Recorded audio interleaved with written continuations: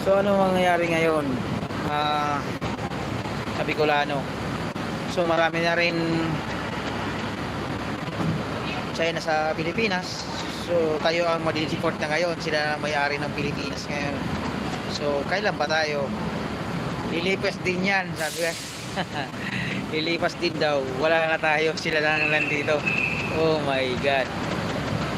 Baka isang araw may baka pati yung bandera natin di ba lang itayo dyan. Kasi mayroon tayong mga tao na gaman sa pera. Sila na lang ang pinapasok nila yung mga Chinese basta magkapera lang. Sila na rin nagtatayo ng mga shabulag din sa Pilipinas. So tayo mga Pilipino ang napiktuan mga bata. Paano lang future ng mga Pilipino? Sabi ko nga, piliin natin ang Pilipinas. Paano natin mapipili na ngayon? Ano na? Pilipinas. Saan na tayo pupunta? Ang natira na sa atin.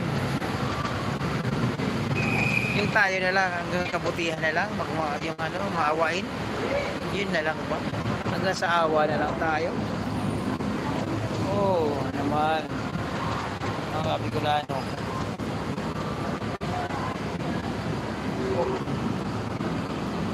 Ay po, salamat po sa pagsuporta kay Bicolano. Nandiyan po kayo. Maraming salamat po. Hanggang sa muli, mga Bicolano. Oh, shout out TV Java.